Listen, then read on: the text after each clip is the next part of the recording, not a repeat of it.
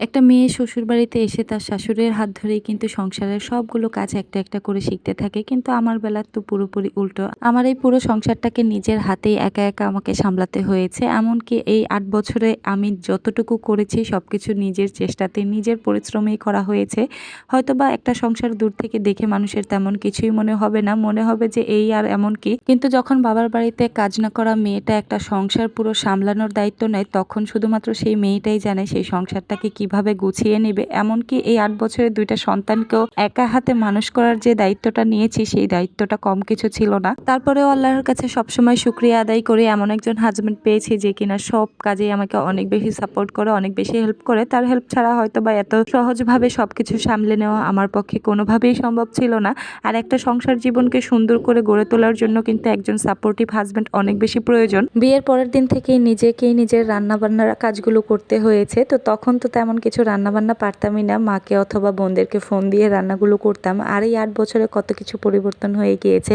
একা একাই এখন সব কিছু করতে পারি, যত রান্না বান্না সব কিছু একাই করতে পারি। তো যাই হোক, এদিকে কথা বলতে বলতে আজকে রান্নাবান্নাগুলোও করছিলাম। সকালে অলরেডি সবাই নাস্তা শেষ করে দুপুরের রান্নাও শুরু করে দিয়েছি। আর আমি তো সবসময় নাস্তা শেষেই রান্নাবান্নাগুলো শুরু করে দিই। তো আজকেও নাস্তার পরপরই রান্নার কাজও শুরু করে দিয়েছি। তো আজকেও টমেটো, আলু আর পেঁয়াজ দিয়ে ছোট মাছ রান্না করছিলাম।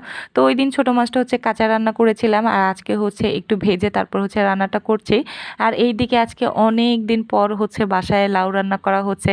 আমি লাস্ট কবে লাউ খেয়েছি আমার ঠিক মনে নেই, তবে লাউটা ফ্রেশ খুব একটা পাওয়া যায় না ঢাকাতে, যার কারণে লাউটা খুব একটা খাওয়াও হয় না। গ্রামে গেলে আমার সব সময় লাউ খাওয়া হয়, আর লাউটা আমার বাসার সবারই খুব বেশি পছন্দের। তো আজকে একটা ফ্রেশ লাউ পেয়েছিলাম ভ্যানের মধ্যে, তো সেই লাউটাই কিনে নিয়েছি। তো আজকে সেই লাউ দিয়েই ডাল দিয়ে রান্না করব। আর লাউয়ের সাথে ডালের পরিমাণটা একটু বেশি পরিমাণে দিলে খেতে অনেক বেশি ভালো লাগে। তো একটু বেশি পরিমাণে ডাল দিয়ে লাউটা রান্না করছি, যেটা আমার বাসার সবাই খুব বেশি পছন্দ করে। আর সবসময় লাউ রান্না করার সময় মনে হয় যেন পাতিলে ধরছে না, কিন্তু একটু পরেই এই লাউ তরকারিটা অনেক বেশি কমে যাবে। তো দেখে আমার প্রথম প্রথম মনে হয় যে না, পাতিলটা চেঞ্জ করতে হবে, কিন্তু একটু ঢেকে দেওয়ার পর দেখা যায় অনেক বেশি কমে যায় লাউ তরকারিটা।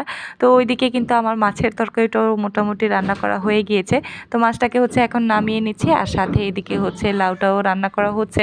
তো লাউটাও রান্না করতে খুব একটা সময় লাগবে না, আর লাউটা খুব বেশি কচি ছিল, যার কারণে খুব তাড়াতাড়ি সেদ্ধটা হয়ে গিয়েছিল। তো এই তো আমার লাউ তরকারিটা কিন্তু খুবই সুন্দর হয়েছে কালারটা। তো এইদিকে লাউটাতে লাস্টের দিকে একটু ফোড়ন দিতে হয়। আমি একটু পেঁয়াজ আর সাথে কিছু শুকনো মরিচ ভেজে তারপর লাউটার মধ্যে দিয়ে দিচ্ছি। তো আমি যে কোনো ফোড়নেই শুকনো মরিচটা ব্যবহার করি, এতে খুব সুন্দর একটা ফ্লেভার পাওয়া যায়।